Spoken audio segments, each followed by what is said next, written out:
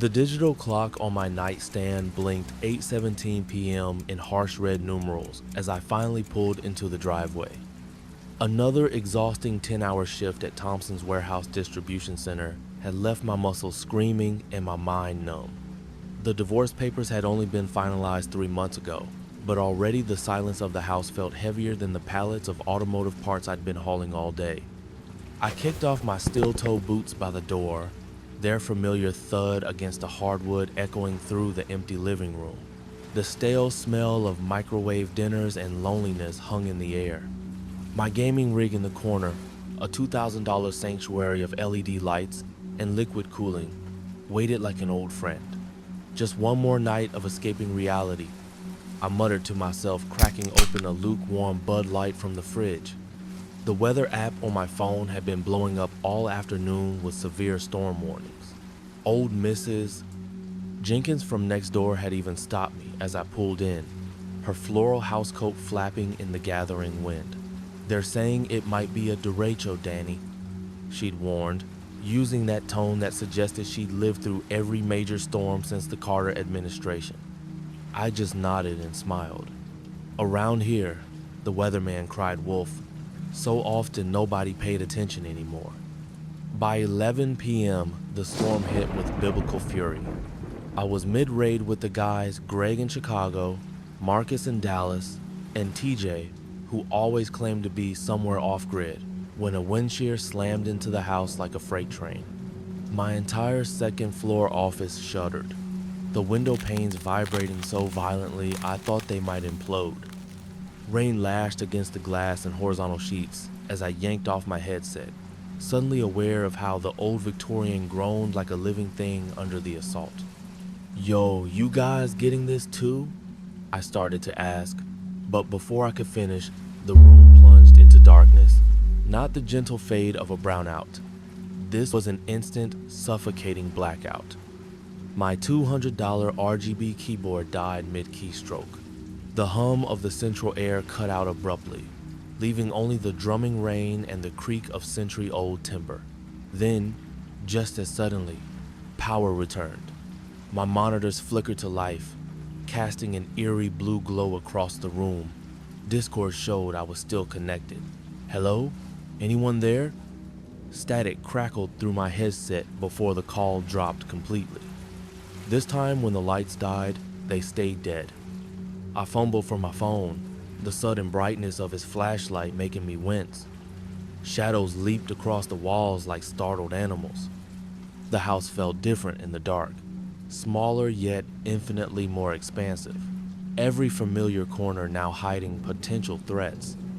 Downstairs, the grandfather clock in the hallway, a wedding gift from Sarah's parents, ticked ominously in the darkness. Its pendulum swung lazily, catching slivers of lightning through the stained glass transom.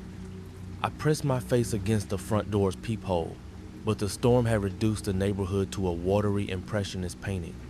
Was that a light on in the Petersons' house across the street? Or just lightning reflecting off their solar panels? My thumbs flew across the phone screen.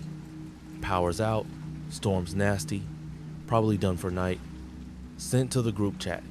3 gray dots appeared immediately under TJ's name, then disappeared. No response came through. The basement door groaned as I pulled it open, the scent of damp concrete and old cardboard rushing up to meet me. My phone light barely penetrated the inky blackness below. Each step down the narrow staircase made the wood protest, step 7 especially, where the nail had worked loose last winter. The battery bank sat where I'd left it after last summer's blackout, covered in a fine layer of dust next to the water heater. As I reached for it, a sound froze me mid-motion. Not the wind, not the house settling. This was deliberate. A shuffling, a presence. From the far corner behind the stack of moving boxes I still hadn't unpacked after the divorce, something moved. The hair on my arm stood at attention. "Hello?"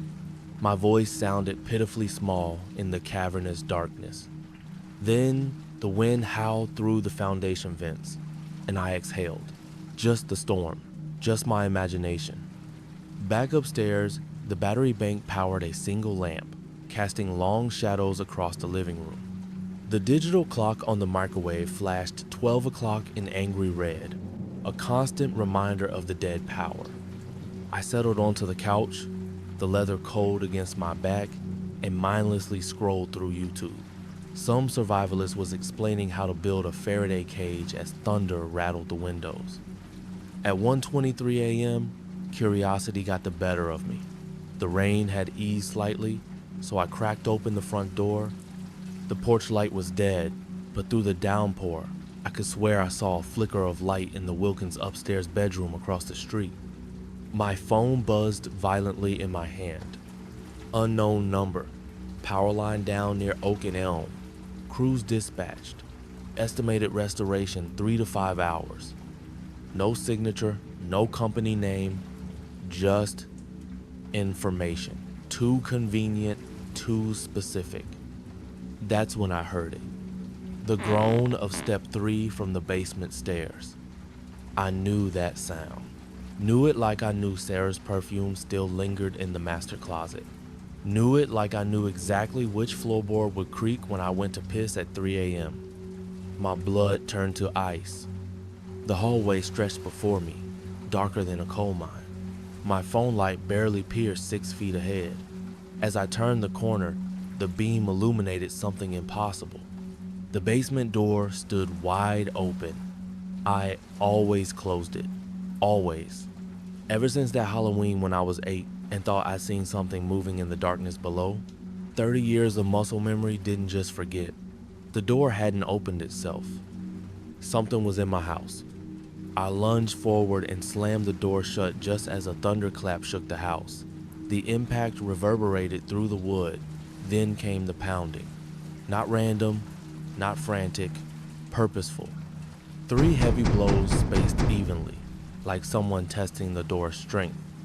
I threw my weight against the flimsy plywood, suddenly acutely aware it didn't even have a lock. The blows came harder now, each impact vibrating up my spine. Through the thin wood, I could hear breathing, ragged, excited. My fingers fumbled with my phone. The 911 operator's voice sounded impossibly calm as I whispered my address, my words tumbling over each other. Then, silence. The pounding stopped. For 3 heartbeats, nothing. Then slow, deliberate footsteps descending the stairs. I didn't wait, didn't grab my wallet or keys, just ran like every horror movie victim who'd ever made the right choice. The night air slapped my face as I hit the porch, rain soaking through my t-shirt instantly. My car keys, thank God, were still in my pocket. From across the street, through the rain-streaked windshield, I watched 3 police cruisers pull up 15 minutes later. Their spotlights cut through the darkness, painting the house in stark relief. No movement, no sound. When they finally let me back inside, 2 things became clear. First, the intruder had exited through the back door, the one with the broken lock I'd been meaning to fix since spring. Second, that text, completely fake. The power company had no record of any outage, no down lines, no dispatched crews. The detective's words still haunt me. Whoever this was, Danny, they knew exactly how to get you out of that house. That text wasn't random. They had your number. They knew you'd go looking for answers. And that basement door? He shook his head. They were waiting for you down there. They never found him. But sometimes, when the power goes out during a storm, I'll catch a whiff of something metallic in the air.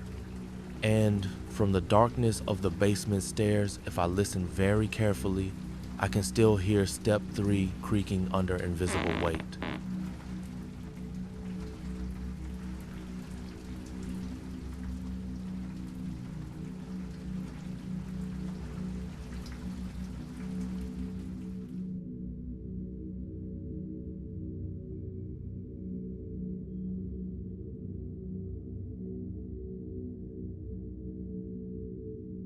The chemical scent of new boot waterproofing still clung to my freshly broken in hiking boots as my best friend Mark and I loaded gear into my Ford pickup at the trailhead parking area.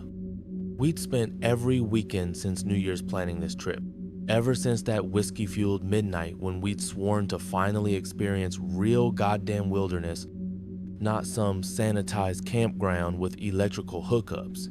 Half a year of binge-watching survival shows, studying topographic maps until our eyes crossed, and maxing out our outdoor store rewards had brought us here, the isolated Black Pine Ridge backcountry site in New York's Adirondack wilderness.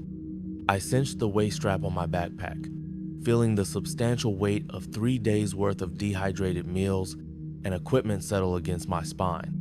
"You positive this is the correct turnoff?"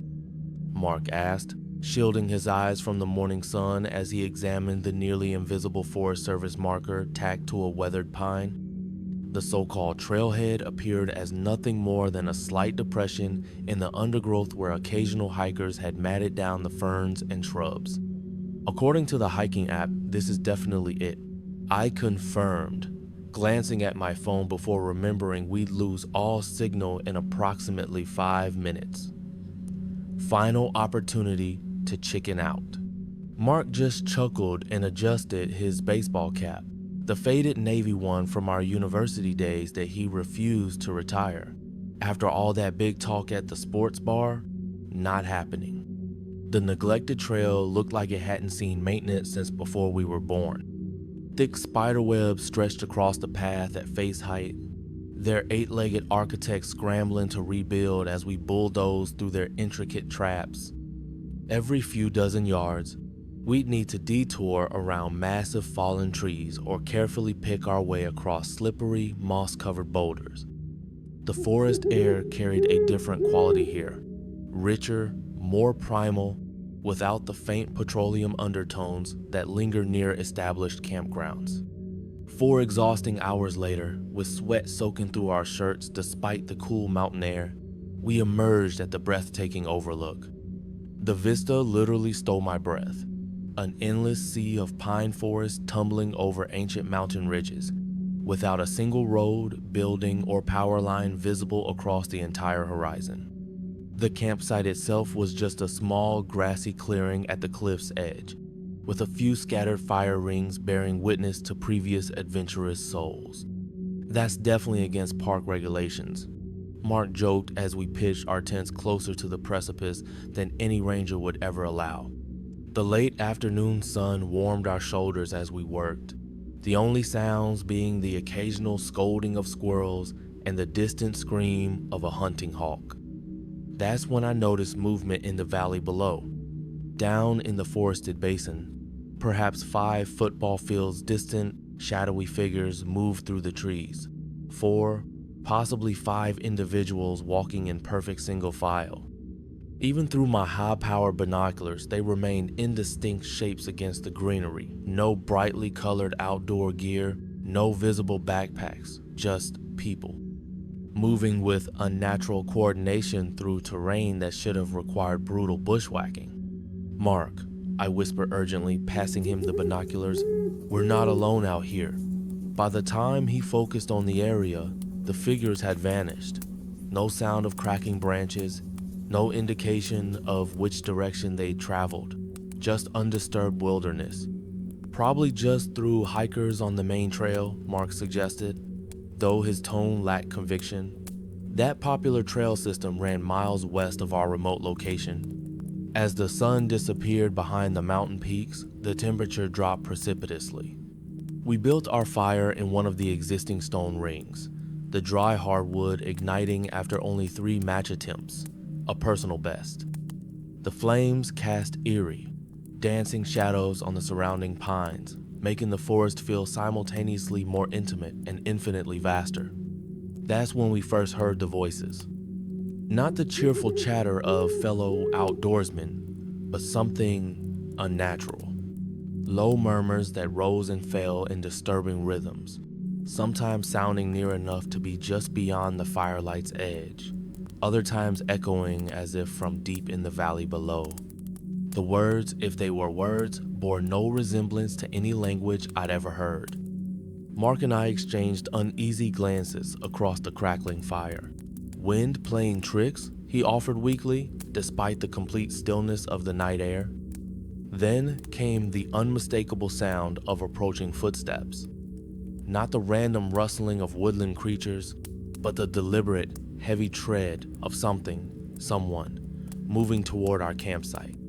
My hand instinctively went to the bear spray clipped to my belt as a figure materialized from the darkness. He appeared normal at first glance, mid-30s, roughly 6 feet tall, wearing a weathered red Boston baseball cap pulled low over his eyes. His raven black hair curled just past his collar, framing a face that might have been handsome if not for the unnatural quality of his smile. Too many teeth visible, too much gum showing, like his face hadn't quite mastered human expressions. "Evening, gentlemen," he greeted, his voice smooth as aged bourbon. "You wouldn't happen to know where the main trail runs? Got myself good and lost hours ago?" I pointed toward our approach path. "About 5 minutes walk that direction. You traveling with that group we saw earlier?" His smile never faltered, but something behind his eyes shifted ominously. "Other hikers?" He glanced over his shoulder with exaggerated care. "Haven't seen another living soul out here all week." The obvious lie hung between us like gunsmoke. We'd both clearly heard multiple voices coming from precisely where he'd appeared. After an uncomfortable silence, Redcap tipped his hat. "Much obliged. You boys take care now." The moment his footsteps faded, Mark was on his feet. "We need to get the hell out of here immediately." But the thought of packing up in complete darkness, of navigating that treacherous trail with only our headlamps, it seemed even more dangerous than staying put. Another poor decision.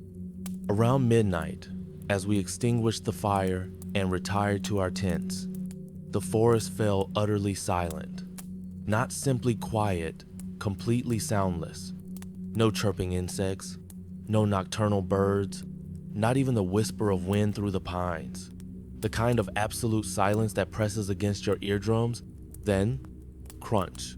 A single, deliberate footstep right outside my tent. My fingers closed around my flashlight like a lifeline. The powerful beam illuminated the nylon fabric, casting Redcap's distorted shadow against the tent wall.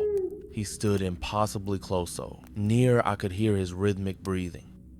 When I frantically unzipped the flap, there he stood, maybe 15 feet away now, that same unnatural grin splitting his face. But in the harsh LED light, I noticed details I'd missed before. His eyes reflected light with feline intensity, and his fingers. They seemed too elongated, the knuckles too pronounced. We fled. Gear abandoned, tents left standing.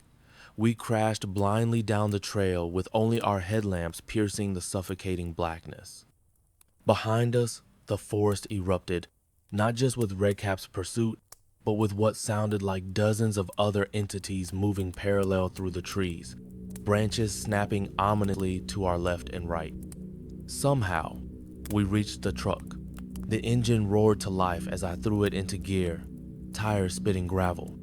We didn't exchange a single word until the welcoming lights of an all-night gas station appeared on the horizon. The park ranger station was just opening when we arrived the next morning. The young ranger listened politely until we described the red baseball cap. His coffee cup froze midway to his lips. "You're the third party this month," he said, retrieving a well-worn logbook from beneath the counter. Flipping through the pages, he pointed to 2 other recent entries, both describing encounters with a man in a red cap near Black Pine Ridge. "But here's the thing," the ranger continued, his voice dropping to a whisper. "That area's been officially closed since the late 90s. Massive rock slide took out the trail system. Nobody's maintained that campsite in over 2 decades. When we insisted we'd definitely been there, he simply shook his head. I don't doubt you saw something out there, but whatever or whoever you encountered, they don't appear on any of our official maps. Even now, years later, I sometimes jolt awake in the dead of night, certain I hear footsteps circling my apartment.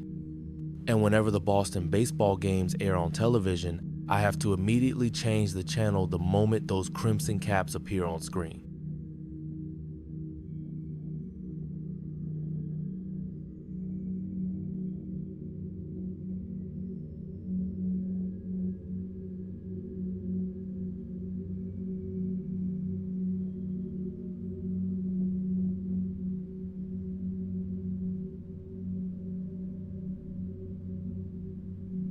The dashboard clock of my Silverado glowed 8:23 when I spotted the flickering vacancy sign through the swirling Nebraska dust.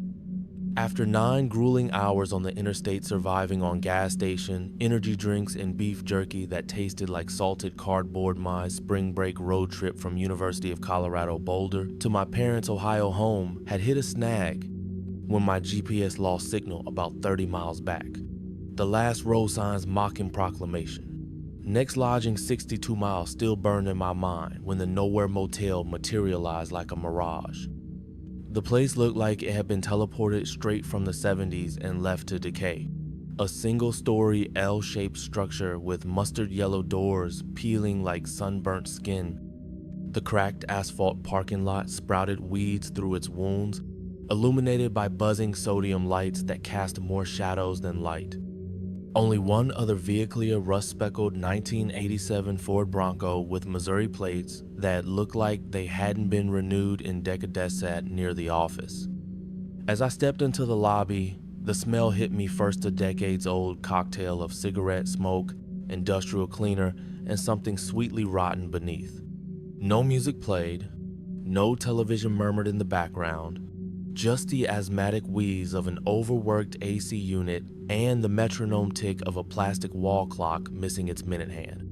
The faded floral carpet squished slightly underfoot, damp in a way that made my socks recoil.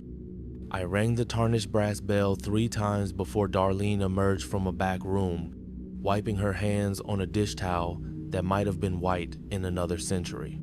Her manager name tag hung crooked, the handwritten Darlene beneath it faded to near illegibility. Up close, I could see the yellow nicotine stains on her fingers, the deep cracks in her lips that no amount of chapstick could heal. "Just need a room for the night," I said, my voice sounding too loud in the tomb-like quiet. Darlene's bloodshot eyes darted to the door behind me like she expected company. "Cash only," she rasped, sliding a yellowed registration form across the laminate counter. "Power's been temperamental since the tornado touched down near Grand Island last week." The pen chained to the desk leaked blue ink that stained my palm like some kind of cheap motel baptism. Room 12 waited at the far end of the building, the kind of place where you could fire a shotgun and the guest in room 11 would sleep right through it.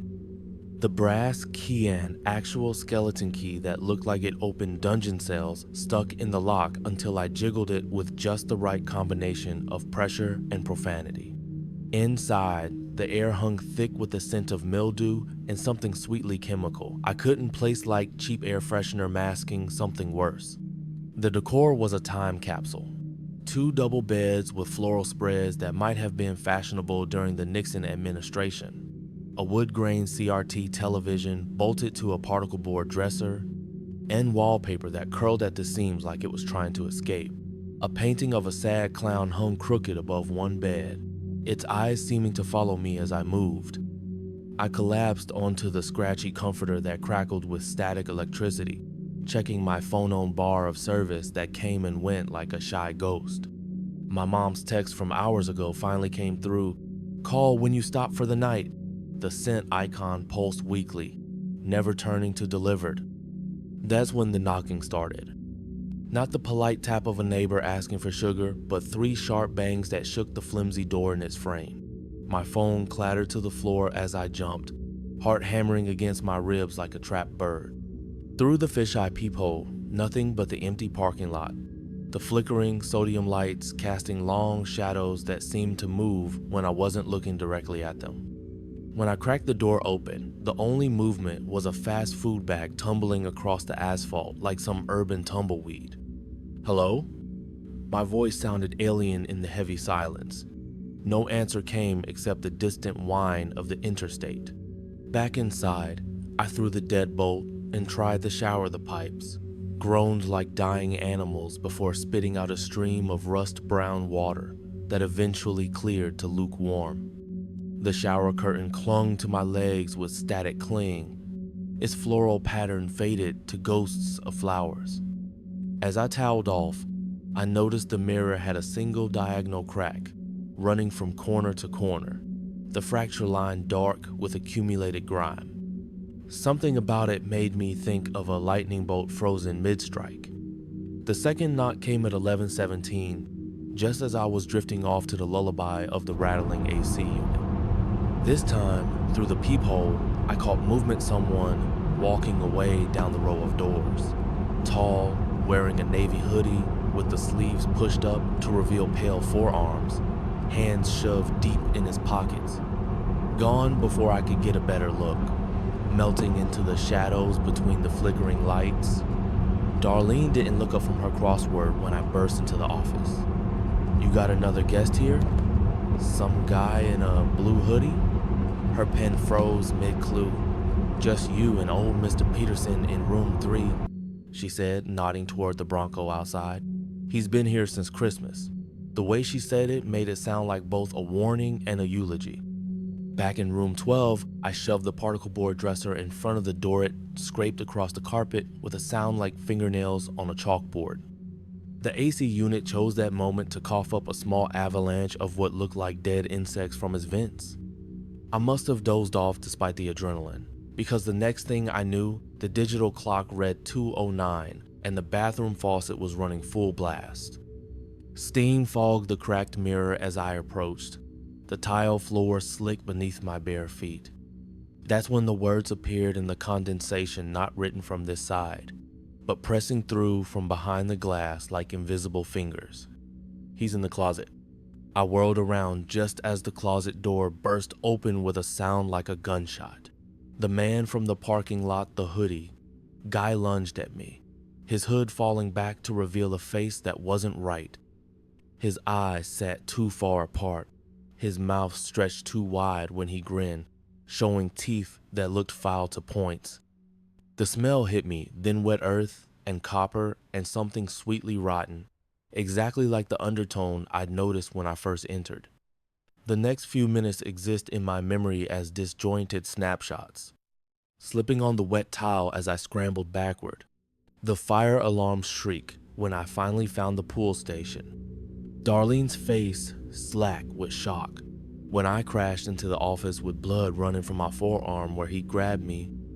The way the overhead lights flickered like strobes as the police arrived. They found room 12 empty, no signs of forced entry. The closet contained only wire hangers and a Gideon Bible from 1982 with several pages razored out. But two details still haunt my nightmares. First, Darlene insisted no other guests had checked in that night. The Bronco's owner? Coroner's report showed he died in room 3 from a heart attack 3 days before I arrived. Second, when the cops pulled my registration form from the drawer, the signature wasn't mine. The name scrawled in shaky blue ink read, T. Peterson, same as the deceased guest. These days, I fly everywhere, and if I ever see another flickering vacancy sign glowing in the middle of nowhere, I press the gas pedal until my tank hits empty.